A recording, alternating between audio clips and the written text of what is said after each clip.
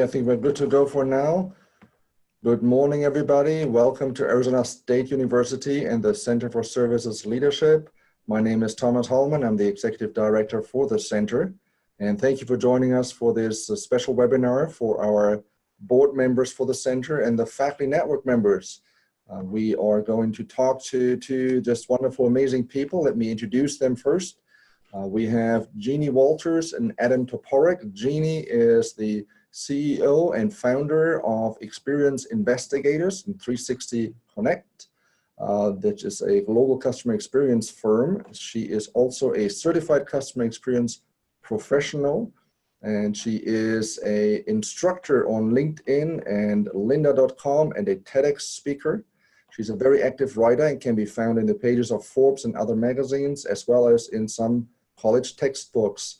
Her mission, I love that, her mission is to create fewer ruined days for customers.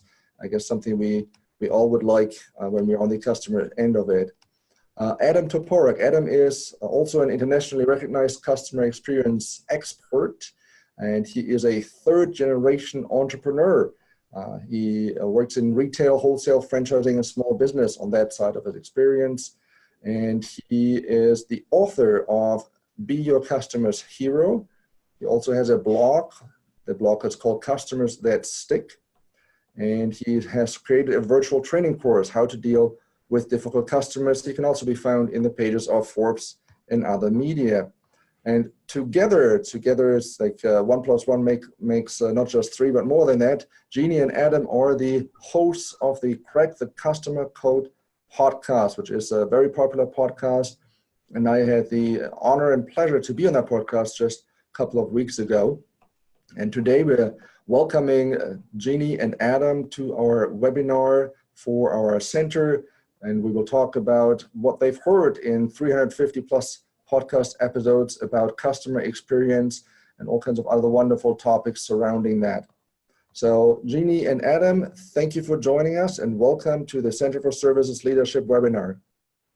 Well, thank you so much, Thomas. We appreciate it. We are super excited to be here. As you know, I'm actually a graduate of the Center for Services Leadership, so this is near and dear to my heart. And you've already told about us individually, so we're going to tell you a little bit about how we came together as a podcast, and it will set the tone for what we're going to do today, which is have a very conversational, low-key discussion. It's not going to be a formal presentation.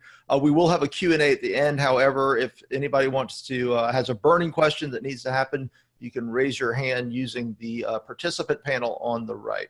So Jeannie, do you want to tell everybody how you roped me into this 350 podcasts later? Sure. Hi, everybody. Thanks so much for having us. I'm Jeannie Walters, as you heard. And Adam and I actually had known each other virtually for a little while. We knew each other on Twitter and places like that because of our similar interest in customer experience and customer service. And we found ourselves at the same conference in real life several years ago. And so during that time, I started thinking, boy, this would be kind of fun if we took this conversation on the road. And I had this crazy idea. And I said, we should have a podcast. And literally, I don't think either one of us had thought about it before. We didn't really have a solid plan. And luckily, I asked that question because we were out at the happy hour of the conference. And Adam is I would say you're a bourbon connoisseur. Is that a fair statement? I don't drink much, but I am a bourbon aficionado, yes. Yes. So it was over bourbon that we decided to make this happen. And here we are 3 years plus later, and 358, I believe. 358 is what we're up to. So 358, and that was the last drink I ever took. So after making decisions, but it's been a great ride, and we've had over a couple hundred guests now, we believe we calculated. And one of the things we wanted to share today was some of the lessons we've learned about customer experience and about customer service from interviewing all these amazing people from different industries, different authors, different executives and leaders, and really bring that to you here at the Center for Services Leadership. And we're going to talk a little bit about customer service leadership, which Jeannie and I both speak about. We're both keynote speakers, both have speeches on customer experience leadership. And since we have a short time today, we're going to isolate two of the attributes of leadership we think are super important in today's environment, and that is culture and technology. So I'm going to let Jeannie start by telling you a little bit about culture, and we're going to share what we've learned and what some guests have brought to the table on this topic. Yeah, and we picked these two because we really wanted to also hopefully give you a little information that you can use moving forward. When you look at all the different things that we've learned about customer experience and customer service, there are certain kind of accepted facts about it now. What we're looking for were examples that maybe you wouldn't hear elsewhere. So when we talk about culture, when we talk about the internal experience of an organization, I think it's pretty fair to say it's accepted that employee experience and culture reflect the ultimate customer experience. If you treat your employees well, that typically filters out to the customers. But how do the best organizations do this? So when we thought about that specific example, we really thought about, what are some of the really unique things that we've heard? And so, of course, there are the typical things about, making sure that you tie success metrics of individuals back to the customer experience goals that you have. And you also want to make sure that you are outlining for them exactly what that success is. So the first thing we wanted to say was, first of all, make sure you've defined what customer experience success is for your organization. The best organizations do this through things like a vision or customer experience mission. I actually have a workshop that I do with executives around creating your own customer experience mission, because a lot of times our vision, our values, kind of the standard business tenets that we have don't actually line up with the experience we want to deliver. So the best organizations do this in very powerful ways, and they stay true to customers by creating processes around that mission, instead of kind of forcing that square peg into the round hole of, well, we've got this process that we've had forever and it just has to work. So they really look at processes differently. And a couple of examples that we've had on the podcast that we thought were fun. One was a gentleman named Arnie Mollum. It's episode 304 if you want to look it up. And he really ran an agency in a kind of typical way and wasn't having the best success with that. And he had a little bit of an epiphany and realized he had to put culture first.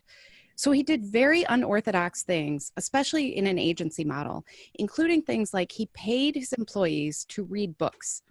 And that sounds very odd in some ways, but really this was about creating whole people who were going to provide the best experience possible. And so once he started really putting those employees first and that culture first, he realized that it was making a huge difference in the results. They had more loyalty, much better client feedback overall, and it really worked. And one of his quotes that I love is, "Bad cultures get what they deserve," which is typically not a long business model. And I think that's a perfect example of why culture is so important.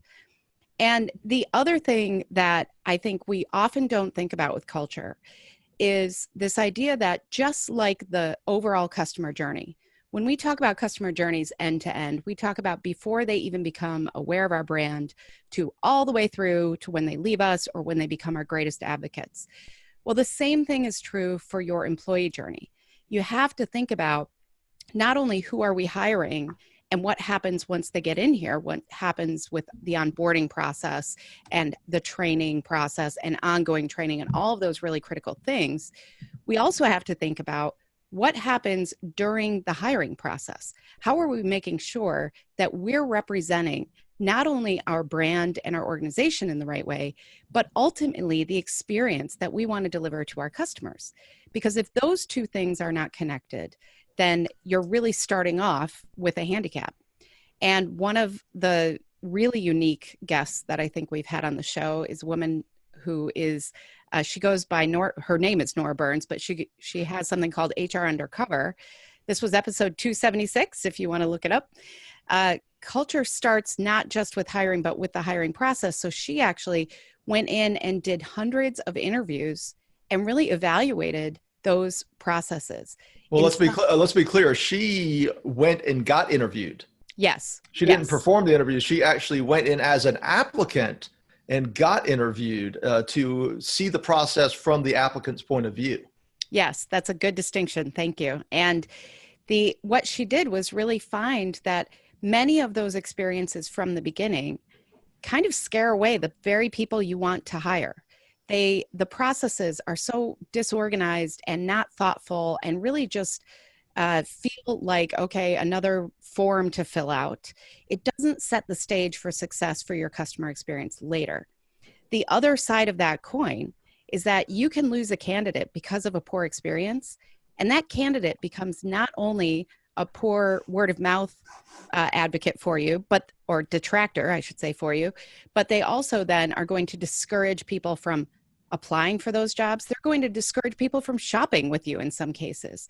So it's really important to actually map out your employee experience in the same way that successful companies do this for their customer journeys as well. So those were just two examples out of many where we talked about culture, because it's such an important part of what we're supposed to do. Well, that's great. I'm going to jump in for just a second, just as a sort of administrative note for everybody who's listening. When you joined, we muted your microphone. Please leave it muted until you would like to speak. But when you do want to speak, as Adam and Jeannie were saying, you can raise your hand. I'm going to take you through the mechanics of that. If you mouse over your Zoom field, and then in the bottom, there's something called participants. When you click on that, there's a field on the right that opens. And in the bottom of that field, there is a little hand you can raise. And when you do that, we will see that. We will unmute you and have you ask any questions you want. I see there's a few people on the phone. We will get to you as well. I know you'll have a little harder time. I'm doing the raise your hand. We won't forget you too. So if you're on the phone, hang on as well. We'll have a Q&A also a little bit later. Just want to make sure, again, that everybody's on the same page. You can raise your hand anytime if you want to jump in. And I'll just give one brief comment there, which from my own experience, I hadn't thought of it extending to the customer experience side, but just from the anything really. I was in product development, and we were just trying to look at, hey, what new products do we want to do? And I had a really extraordinary ability to write up just about any product so that it would fit perfectly with our strategy. And I think that happens a lot in organizations when you think of vision and values in the strategy, that the customer experience gets sort of just shoved in there and just said, oh, well, that's fine. That's kind of what we do, as opposed to what you're suggesting, which is a much more deliberate way of thinking through how does our vision, our values, our mission, the strategy, how does all that all the way through to the customer and the employee journey really fit or does not fit. So I think that's great. So I'll hand the mic back over to you. And again, please, everybody else, feel free to raise your hand. Well, to your point, Thomas, that actually segues well into another point we would make about culture. So we interviewed a guy named Jesse Cole. It's episode 321, if you want to reference it. And he runs the Savannah Bananas, which is, I can't remember how he described it, but he said there's Major League Baseball, minor league baseball, and then there's like 7 more layers, and that's the league they're in. Yeah. Yeah. They sell out their tickets faster than any Major League Baseball team in the country.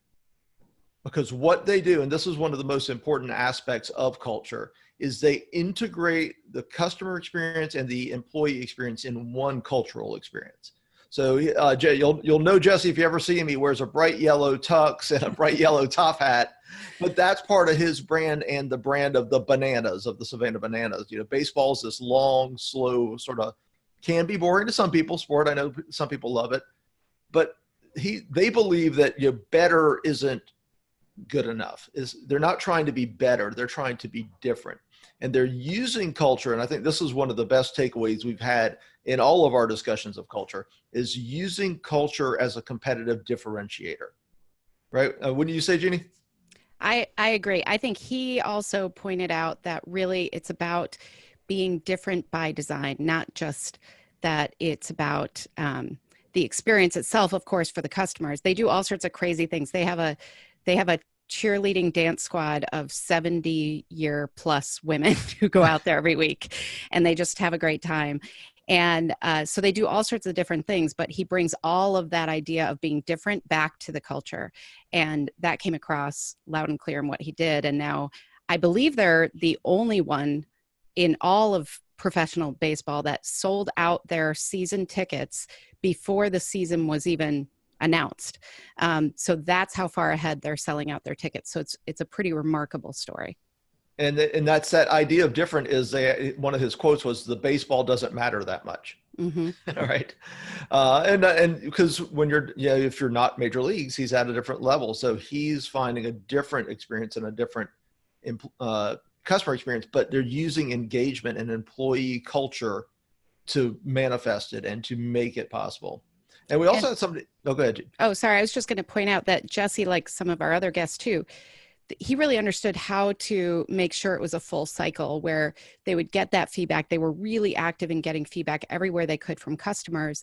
They would bring that back to the employees, as well as getting a lot of employee feedback, and then bringing that back to accountability, leadership, lots of transparency around their success within the culture. So people knew exactly how they were doing and what their goals were. And I think a lot of our guests have talked about that, but Jesse really did that in a creative way, because his story starts from a place where he and his wife were sleeping in the stadium because they had invested so much and didn't have a lot to work with at that time. So they really built it up from there. So I think it's just another example of accountability around that culture too. Right. And that's a theme we've seen as well, which is the use of feedback. We think it's one of the most underutilized tools in culture, because a lot of companies take in feedback and a lot of companies do that somewhat well. What many fewer companies do is take in that feedback and share it with their teams to improve the experience, to share individual feedback for employees and to share group feedback at the team level. And that's one of the things we found. I know, and Jeannie, you might want to talk about this with Amy Downs of Life Size. They were using feedback a lot. Yeah, she had quite a challenge, I would say, because they were measuring Net Promoter Score, as many people do, and they were -4 on NPS, which is almost unheard of. And they brought Amy in, and she really changed. I mean, her title was Chief Happiness Officer. So they were really trying to proactively change things. She focused really quickly on quick wins and lots of employee feedback first. So instead of doing what I think a lot of people do in that situation, which is really directing efforts at, okay, what do we know about customers? Let's go out and live with customers, all of those things that we do. She instead kind of used that magnifying glass on their culture, on their employee feedback. And she also realized, your employees know so much about what is happening and they know where those quick wins are. So they were able to actually get a 78-point lift in, I think it was just over a year, in their NPS score. So that was another amazing story, but it was all about changing kind of the internal titles. She talked about a refocus on customer obsession and just making sure that the culture was where it needed to be. That was what was able to move the needle for them. And I think that goes right into, all these tools that we have. And we've talked about so many tools on the podcast, as well as we all get excited by the shiny thing syndrome. So do you want to talk about technology a little bit and what we're seeing for that? Well, we did it in this order on purpose, because technology, we really do look at technology as a tool, and we think the best companies look at it as a tool and not an end of itself. And that's one of the key themes that we found throughout interviewing leaders and technologists. We have a lot of software people that have been on the podcast. And that's really is to what end are using the technology. And that's why having that culture is so important, because the technology is what enables you to deliver those experiences using, to use that culture and to translate it. So there's a few different things we've learned about technology. One of them, and this is a keynote I actually give, it's called From Hassle to Hero. We talk about hassle. And the interesting thing about hassle is that when you talk about technology and customer hassle, it's a double-edged sword. Technology can be the greatest source of hassle, and it can also be the greatest eliminator of hassle. And we think nowadays, if you look at customer expectations, if you look at what we know about the emotional journey, the irrational customer, the companies that are minimizing the downsides of technology and maximizing the ways in which technology makes the customer experience better and more personalized are the ones that are going to win. And there's a few different aspects to this. So we talked to Tom Karinchak of Comcast, and Jeannie and I were actually fortunate enough to be invited to Comcast last fall as customer experience experts to actually get a look inside what they're doing in this 4 or 5 year customer experience turnaround. And the scale of the effort and what they've done has been amazing, but they've used a blend of human and technology changes to deliver new experiences, to deliver better experiences, to change the reputation that we're not talking about them bad because they know they had it. Everybody knows they had it. So a few things they did. They reverse engineered the journey first. They really looked at what's that optimal experience. And then they got into staffing and training.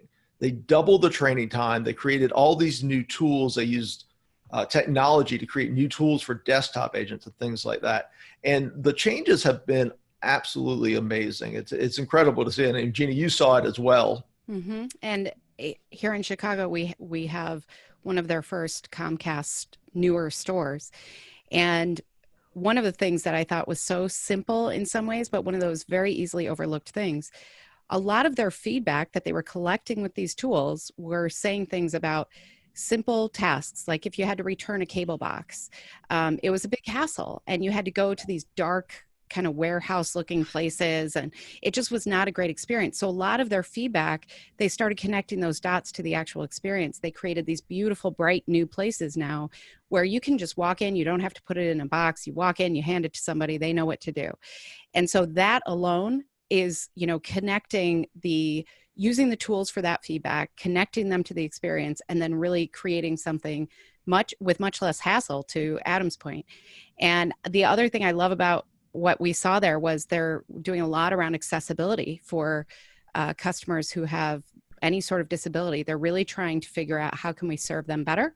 And they're using technology to do that in really impressive ways with voice control and touch control, in some cases, braille on things, but they bring actual customers in to test all of that in a really impressive studio as well. So they're really connecting the dots between those tools and the real world experiences for their customers.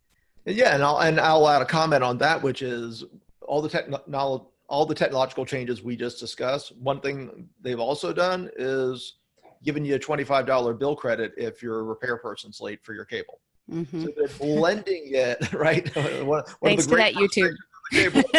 But they're blending it with real world, nuts and bolts type customer service initiatives as well. Now, one of the other things Comcast is doing, and this is one of the biggest technological trends we've seen on the podcast, is, and we've all been talking about omnichannel, but really focusing in not only on omnichannel, but on channel choice, on really understanding which customers and which customer segments want which channels and how you can deliver there. And one of the big trends we've been seeing, we interviewed 2 different people that led software companies related to this, is messaging. Okay, as opposed to chat, actual messaging like Facebook Messenger, WeChat in China, WhatsApp, all these kinds of things, Twitter DM. We're really seeing a big push in these areas because this is where, this is the old omni-channel principle, which is be where your customers are. Well, this is where so many customers are now. And we talked to Peter Friedman of LiveWorld and Joshua March of Conversocial. And one of the stats that came out of those conversations was that when one of the companies that worked with them moved to Facebook Messenger, 60% of their ticket volume went over to Facebook Messenger. So we're seeing really big changes in the channel choice and the idea of how to approach omnichannel and how fast it's shifting. I mean, companies are just adapting to chat and email and social, and now it's messaging, and it's already shifting. I'm going to jump in with a question there, if you don't mind. So the one thing that I have had the fortunateness just to have great bosses over time, and one of them had something that he said that really stuck with me on this whole topic of technology. And he said, when we're looking at technology, I want you to fix the process first, because otherwise all technology does, it will run things into the ground faster. So if you switch over to Facebook or something like that, is that something you notice and hear back that, boy, we did that, and then all hell breaks loose? It's very true. And actually, yeah. I had a client who had to pull the plug in the middle of something for exactly that reason. And so all these people were chatting to dead air. which is, not ideal, but it was exactly what you talked about. They just didn't think about the process enough before they flipped the switch on the technology, and it created a whole world of issues. So that's a great way to say it. I'll say the principle I learned in computer programming in high school still applies, which is garbage in, garbage out. Yeah. Right? So if you don't know your direction, if you don't know what the technology is going to do for you, it may not give you the results you expect. Very true. Very true. And yeah, I know we're getting against the clock here. So we're going to add one more thing on technology, I think, and that is the rise of AI, bots, automation. You can't even talk about technology and customer experience today without mentioning that. But one of the biggest themes that's come out in our conversations, and even just the episodes Jeannie and I have done and the research we've done for those episodes, is knowing where the line is. And I think this is what a lot of companies are struggling with, knowing where the line is, where the AI is ready enough for prime time to not denigrate the customer experience, but to improve it. And we're at such an early stage with AI, but it is increasing so rapidly. It is happening so fast. It is getting so smart so quickly that companies are really just, it's always like a moving line. And so one of the things I would say for any companies that are at scale that are using those technologies is really to err on the side of caution as far as experience. I mean, to us, technology is experience first, cost reduction second. Now, we're experienced people. That's just how we think. Jeannie, what do you think? Well, and this is where, if you have heard the podcast, this is where we talk about Skynet becoming self-aware, right? Because there are so much around this. But I'm a little more optimistic, I think, in some ways, because I do get very excited about the potential of it. And I think right now there are some great examples. What we haven't really been able to test is what happens when there's a critical mass of people who are so familiar with what's happening that they start kind of poking the bot. We've seen that happen in some cases where, I mean, there were reports of like automatic or driverless cars being kind of vandalized in some cases because people get very worked up about it. And so we do have to watch for that point. But I think right now there are some really cool examples of chatbots in hotels, in healthcare, in places where there are sensitive information, there might be repetitive information being given out. You can box it in enough where it can be very, very helpful. Now, there's so much potential around it, and that's what's exciting, but it's also challenging. And we do have to be transparent with customers as well when they're talking to a human versus not. And I think that's what people are getting very kind of nervous about. But it's exciting. I think it will help the customer experience overall, but we have to take customers along on that ride. We have to be transparent about what we're offering when and who they're talking to. 100%. But as leaders, for anybody who's leading organizations right now, I would say it is happening fast. Yeah. Like it really needs to be an area of strategic focus, especially for anybody operating at scale. I actually did an interview with a software company earlier this morning, and they had some proprietary research, and that research had 50% of the organizations they surveyed said that within 2 years, they believed anywhere from 10 to 50% of their agent-based transactions were going to be automated. 2 years. Wow. So this is really happening fast. You want to be on top of it. And I think we are at our clock. So just want to thank you all once again. We're going to do a Q&A, and we really enjoyed being here, and looking forward to your questions. I'm going to jump in once again for the process here. A reminder, if you move your mouse over the Zoom field, then in the bottom there is an option that says participants. Click on that. On the right side, you will see a list of participants, but more importantly, in the bottom, you see an option that allows you to raise your hand. And you can also, when you do raise your hand and we call on you, you can also then unmute your microphone if somehow it doesn't work from our end. So please feel free to jump in with any questions. And I'm going to see the first question. Actually, the first question comes from Elisa. Elisa, please go ahead. Yeah. So one thing I run into all the time with our member companies, and I'm wondering if you've ever done a podcast to address this, is they have people who are great technology people. They're great with, a lot of times it's engineering companies or some other kind of technology company. Great technology people. But they want to move these people up into a higher level where they're dealing with customers more. I'm going to turn my video on so you'll say hi. Hello, everybody. They want to deal with customers more and have that more customer-facing role, but they have a hard time getting those folks to make that shift.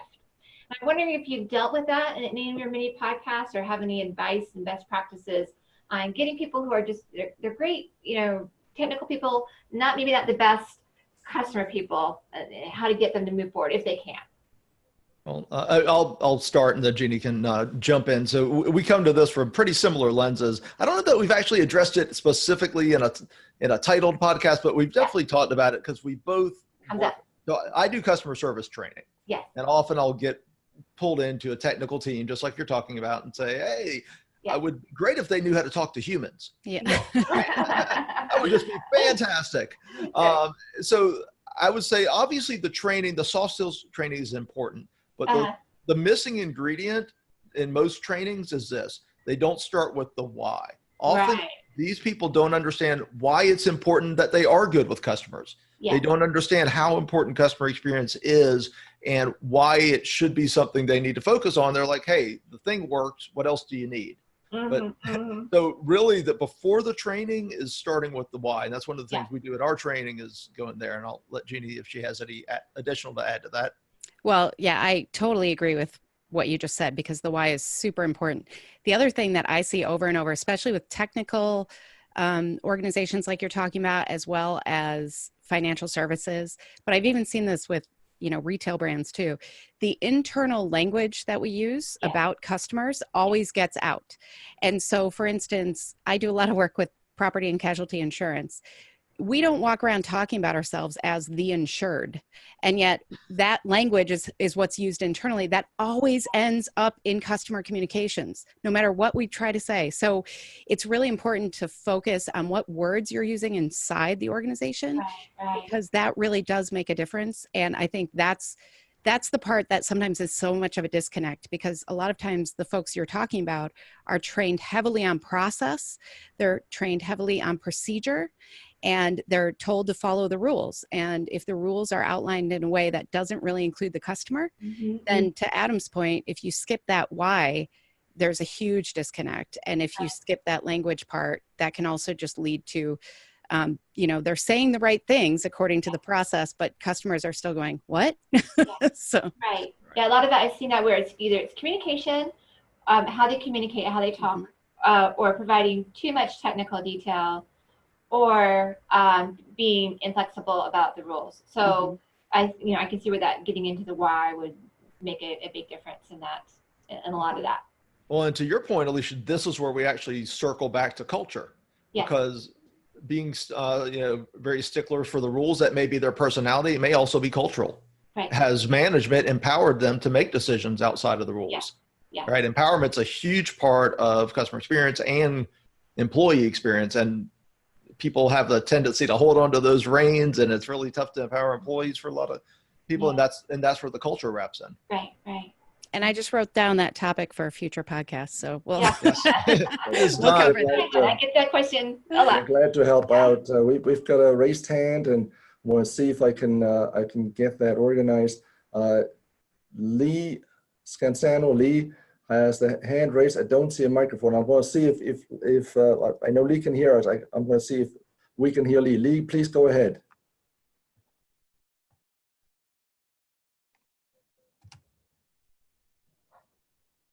We might have a problem there. I see the raised hand. I see a potential for starting a video. I don't see a microphone. So Lee, if you are hearing us right now and your microphone isn't working, if you could try and fix that. Meanwhile, I'm going to go to Adrian. So Lee, while you're trying to work on the microphone, Adrian Paul, I'm going to unmute you right now. Adrian, please go ahead, and welcome to the webinar.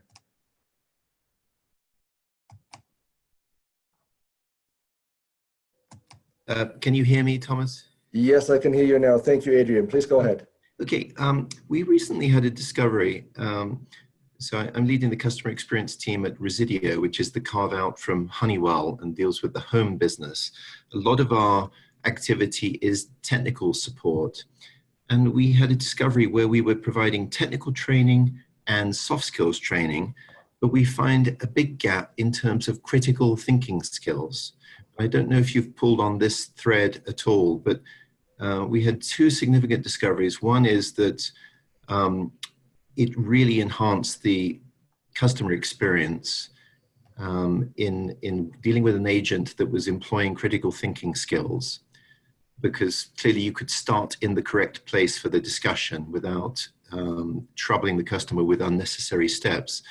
But we did a blind test where we did a critical thinking skills test with a subset of the agents, and all of our top performing agents did extremely well in the test, and the ones really needing developmental action, that were having longer calls and less satisfying customer experiences, needed the development in the area of critical thinking skills. So I don't know if this is an area you've touched on. Thanks.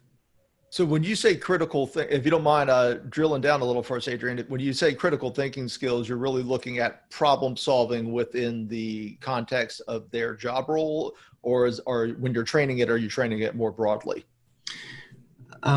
It's a broader training that we're conceiving. Early days, because as I say, this is a recent discovery, but certainly the application of it is very much in the scope of what they're trying to do. Because if you can imagine, if we're talking to a homeowner and the homeowner is explaining their situation, a number of the standard steps are probably not necessary if you are understanding and thinking critically about the customer's own environment. Does that make sense?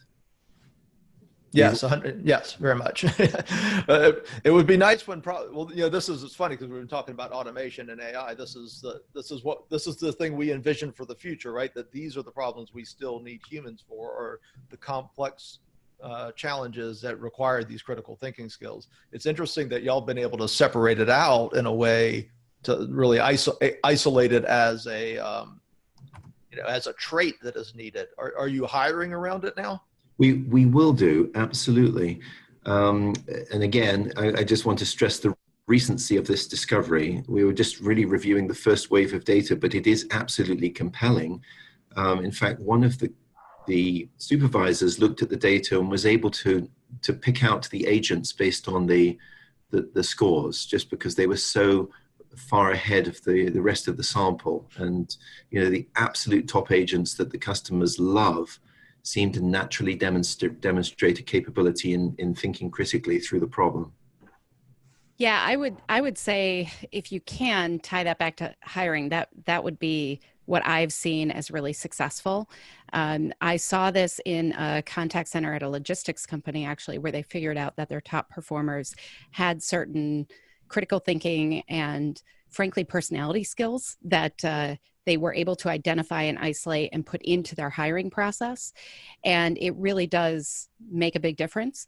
The other thing that they identified in that case was they had, there are certain folks who could do certain rote things in a way that was faster and easier and more, they were fine with it more than the people who actually had all those critical thinking skills. So they were able to kind of isolate the role to those two groups, and it made a big difference. Everybody was kind of happier in their role that way too.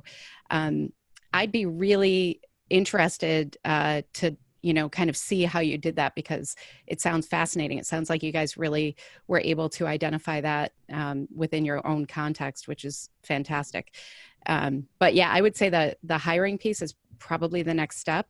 And the thing that we're learning about kind of how brains work right now is so fascinating too, because we're learning that they can grow and change at any age. And that didn't used to be the belief. And now that we know that people can adapt to these skills with the right kind of education, but they have to have the right mindset, right? Like you have to have a growth mindset in order to actually receive information and change. And so that's another thing I would look for, are people who really believe that they have the power to change and that they're interested in lifelong learning and all of those things that are so critical to making those positive changes overall. Yeah, that's a good point too. Thank you. Offline I'd be very happy to share what we've done, Jeannie and Adam, to sort of That would be great. Thank you. Yeah, I'd be very interested in that because I haven't seen it sort of with critical thinking skills isolated as a abstract concept. I've seen it more like where the next step would be, to Jeannie's point, hire first, right? That's the first step, is hiring around the trait, but where you systemize problem solving within the organization. Yeah. You teach the skills for if A, then B. Oh, but what about here? How do you look here? And you give them the skill set as opposed to, here's the book of how everything's supposed to work, figure out where it's broken, right? Yeah. Which is what too many companies do. And I'm sure you're not doing that, of course, but I think that, that's really that next step too, is systematizing it. Yes. And not to be repetitive, but it also comes back to the why. If you can, if you have defined your customer experience mission in the right way, that helps with judgment calls. And a lot of those judgment calls are where critical thinking come into play. So if you have defined what the experience should be, it's a lot easier to make those decisions. Yes, exactly. Thank you, AJ. I have a question. Lee Scansano, as I said, we have trouble with the microphone, but she messaged in. So there's a chat function. If you mouse over your Zoom in the bottom, there's a chat function. Lee gave us this question. So I'm just going to read it off as it comes from Lee. So here it is. You mentioned Comcast understood which customers preferred which channels. How did they determine this? Could you share a bit about their process? Jeannie? I don't know if we have that insight. I don't remember that much of it. I don't think we have that much insight into that. They didn't share exactly how they did things. But I know exactly how they did that, at least. Right, exactly. And but I know that right now there are some, kind of exciting tools out there that are starting to look at things that are going kind of beyond what we've usually done with surveying customers or just, kind of tracking which channel is most popular with which group. There are some generational differences, all of that. But now we're looking, there are tools that now look at speech patterns and, things like time of day, when people are responding to things, time of day, what does that tell you about them, and how can you serve them best in that moment? So I know organizations are looking at this in all sorts of different exciting ways. I don't know if we have the answer for Comcast. I will add one thing about, it's a little bit off to the side, but it may give you a little insight into what you're looking at. One thing was when they opened up the social channels and they went from like 13 people in the social department to a few hundred. Mm-hmm. When they opened that up, I asked them when I was there, did that take away? Did your other channels decrease? Actually, no. Mm-hmm. They actually got more service interaction from people who were just not interacting. So it did not, you didn't see a corresponding decrease in voice or chat when they opened up so there might've been a little bit, but it was very negligible. So when they opened up the social channels, interestingly enough, it didn't come from elsewhere. It came out of nowhere. So mm-hmm. it was unaddressed issues. That's a great point. Great. So a reminder, if you want to ask a question, please use the raise your hand function. Meanwhile, I get to ask another question. I really love the quote that you gave about the Savannah bananas. Number one, it's a great name. Okay. Number two, actually, we might, for the center, we are thinking of possibly being out close to Savannah in the summer. I might just drive over there and check out the whole event there. And the quote was that the baseball doesn't matter that much. I thought it was a great quote. And that's in some ways true, that the core product sometimes, or even often, might just be the price of entry. And it's really the customer experience around that determines whether people come back or not. I certainly, when I think of that problem, I certainly think of Starbucks. I don't think their coffee is that great, but somehow it's always busy. Mm-hmm. So that whole notion, is that something that comes maybe out of some of the other things you've talked about in your podcast as well? Yeah. Go ahead. Sorry, I'm pretty sure we've talked about this. In fact, I know we have on the podcast at some point. After 350, things start getting a little fun. We definitely don't remember the numbers anymore. Yeah. But I know we've talked about this as an example. Umpqua Bank out in the northwest region of the United States, they actually really thought about how icky some of the banking experiences where you stand in line, you sign in, there's not a lot of recognition. They were the ones who really started this idea of let's create a different experience for folks when they walk in. And the first couple that they opened were so kind of friendly, and they have couches, and it's very different than a typical bank. They said people would walk in, look around, walk out, look at the sign, walk back in, because they couldn't believe they were in a bank. And I think that's part of it, is really thinking about it's so much beyond the product. It's so much beyond banking, insurance, all these financial services things. A lot of us don't love that part of what we do, but we know we have to do it. So it's not really about the product. It's we trust that every bank is going to keep our money safe. So it's about really defining an experience that's a little different and more focused on the customer. So they're a great example, I think. Right. And what is banking? I mean, that it is a commoditized product, if ever there was one. And that's the way I look at it, through the lens of commoditization and differentiation. And the point I would make is there anything that does not get commoditized over time? I mean, even our mobile phones, the iPhone was differentiated at first. Now it's not really that differentiated. I mean, Jeannie's Android, your Android, right? And I'm iPhone, and we talk about it, and they're not that different. I mean, sure, there's some things if you like. And, you know, when I look at it from the standpoint of doing strategic advisory with companies and all that, I try to look at experience as the antidote to commoditization, right?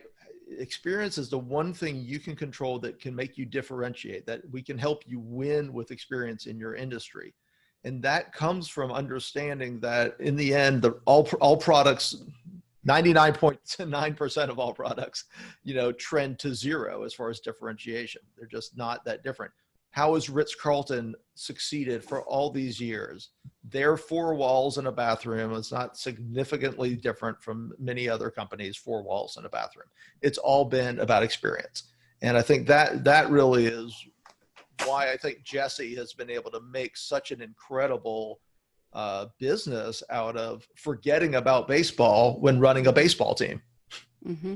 And I mean, you think about one that popped into my mind when you were talking about that was Safe Light, windshield repair. If they've made an entire business out of just being nicer and cleaner and on time and friendlier and all of those things, when any of their advertisements, they don't talk about, you know, yeah, we fix it and it stays fixed forever, because right. that's what people expect. So they've completely differentiated based on experience. I'll just throw in another example from my previous life. Before I joined the academy, I was in industry, and one of the areas that I worked in was insurance, and insurance is a very commoditized business. And so we did some research, and the research came back and essentially showing that we were not perceived as different, although we thought we were so different. And so we didn't really get that across, but the underlying message was that they see us as a commodity because we behave like a commodity. We're doing all those same things. We're not calling ourselves the bananas. We're not having the wonderful ladies that are a little older doing the halftime entertainment there. We're just doing the same things. And so that's kind of the Starbucks thing too, is coffee is coffee, but then the experience around it really makes it something that's different and special and gets you to, I don't know how many tens of thousands of stores they have now. So it's a really important message within customer experience, I guess, how important it is. And that's something that both of you, I think, drive in your podcast and beyond every day, how important the customer experience is to having a successful business. Mm-hmm, mm-hmm. And ironically, a lot of business plans, a lot of business teachings don't talk about it. And so it's kind of not a surprise that it's overlooked in so many areas, because traditional business education doesn't really talk about it. That's why what you guys are doing at the center is so exciting and important. And if you look at healthcare, for instance, we train doctors as scientists. We don't train them as patient experience experts. And so then we scratch our heads and say, wow, all their scores on bedside manner are really poor. It's like, well, we don't give them the skills to really deliver on that. So I think that's the future of what could be. And I hope that we get there with that kind of education. I mean, I think it'll be the future other than somewhere where there's an oligopoly or a monopoly, anywhere there's competitive pressure, the organizations with the experience are going to win over time. Okay. I mean, there's other factors. Obviously, they have to manage their business well. They have to not spend too much and be profitable. But in the end, I think in any competitive industry, the companies with experience, the better experience, are going to dominate, because there is just so much commoditization. There are so few barriers to entry. The switching costs are getting lower and lower and lower in each industry. And we brought up Comcast, and I wrote this in a blog post that I sent to Comcast, so I'm not talking bad. The reality is they changed when they started changing when they had to. They started changing when competitive pressure started shifting the landscape. It didn't matter if you were a cable company 10 years ago, you didn't have to be good to your customers. I would argue, and Jeannie would argue, that it would still be more profitable to take care of your customers if you did it well, because there's a cost to service reaction and to bad service. But outside of that, they didn't have to be good at service. They didn't have to have the best experience. But now they've got Netflix, they've had Dish, they've had all these things chipping away at it. And to their credit, they have put the scale of what they've done has been incredible. And they have truly, put their money where their message is, so to speak. Mm-hmm. No, that's great. The next question comes from Tim Donches. Tim, go ahead. Hey guys, can you hear me okay? Yep. Yes, we can. Yeah, good, Tim. Okay. Tim Donches from Lutron Electronics.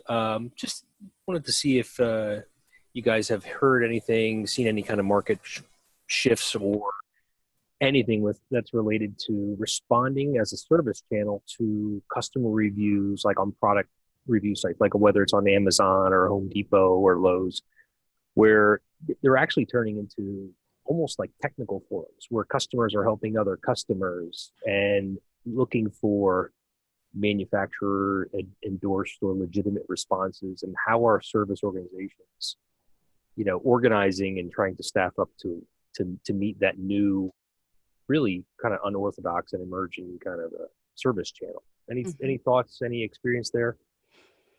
I can talk a little bit about that. Sorry, Adam. Go ahead, please. Okay. So I think there are two things that I'm kind of seeing in my mind's eye. One is I have seen where sometimes in the past there were more specific user groups on more specific technology sites that were staffed by brands who just kind of checked in, made sure that the information was accurate, sometimes piped in as the ambassador and said, actually, here's a great way to solve that issue, and just helped moderate that a little bit. I think what's going to happen in the future, and this is totally just me predicting right now, but I think that communities are getting more and more cultivated in ways that brands can't always access them anymore. And we have to kind of accept that. We have to kind of look at that and say, okay, users are helping each other. That's what they want. This next generation, especially Generation Z, they cultivate communities in all sorts of different channels, in all sorts of different ways. They are so specific about who's in that community and what they're sharing, that I think part of what has to happen is that the hub of information and the hub of service has to be really obvious, so that people can reach out through these communities to that place where they can get the help that they need, that they can get the support if somebody does have something where they're like, this user told me to do this, this doesn't sound right. They have some way of doing that. And I haven't seen great examples of that, but I just see that as a future need, because you think about the channels that we know, and then you look at what's happening next. And, this next generation, they're going to be on Discord and Twitch and all these places that people don't hang out right now for the most part. They're going to start communicating in places like that. And I think we have to start looking at those communities and figuring out how can we both do outreach and inbound from there in a way that's safe and respectful for the customers who are sharing there on kind of a peer advisory level. So I'm not sure if that answers the question. I'm seeing some of the same angst. Yeah, I mean, I would add on to that. I think to Jeannie's point, there will be some communities where you don't have access. That said, in most customer forums and most customer discussion areas, Amazon's comments, YouTube's comments, whatever it may be, you do have access. And I would say, to your question about how are people staffing and scaling, I'd say there's a couple of ways companies are doing it. One is by making sure that the people who are managing social, the best companies are making sure they're also part of customer experience, that they understand. In other words, just having your PR or marketing team deal with your customer interactions on social has had pretty bad results as a rule that we've seen over time. The other thing is just you have to scale enough so that the response time is adequate for your industry and so that you can adequately be a part of the significant conversations. And we've all been on Amazon and seen the companies that are responding to every comment, not just the negative ones, they're responding to the positive ones. And they know when to be there, what to say. And, some things are very hard, some things are not as hard, but they're engaged. And the key thing for brands to remember, and when you're thinking about where do we want to be and how much do we want to be there, is that the customers are watching the responses. The response to the individual is less important as it pertains to that individual as it is to everyone else that is watching that response. Does that help, Tim? Yeah, it does. It kind of gets at the heart of it because we do some stuff on social media through an outside service. We kind of give them types of answers and then have them redirect and bring people back to our other support resources, kind of channel guide. It's hard to stay on top of sort of those 1, 2, 3-star ratings. And, it's an interesting comment about making sure that the response is relevant to everybody watching as opposed to the individual. It's a good statement. I'll recommend a book from a colleague of ours. His name's Jay Baer. It's called Talk Triggers. If you're really investigating social in your organization, it's a really fantastic resource. Okay, great. And he was on the podcast as well. Mm-hmm. Little plug for the podcast. Little plug for the podcast. I'll do that too. And the time has flown by, but we're already out of time. So I'll do another plug for the Crack the Customer Code podcast. And Jeannie and Adam, as they mentioned and as I mentioned, there is over 350 wonderful podcasts on there. One of them even with me. Again, a pleasure and honor to have been on there. I want to thank you for joining us on the webinar, and I want to thank everybody for joining us as well that dialed in. And we have lots of interesting things coming up in the center, of course, in the next few months. The next one is our visit at Televerde. We are going into the prison. So Televerde has an interesting business model where they run call centers inside prisons. And so everybody who hasn't responded to the invite yet, please do so. Space is limited, but we do still have space. So please go ahead and register for that. That's in about 1 month from now. And so with that, I will close the webinar for today. And thank you again, Jeannie and Adam, for joining us. It was a pleasure. Thank you so much for having us. We appreciate it. Yes. Thanks, everybody. Thanks. Take care.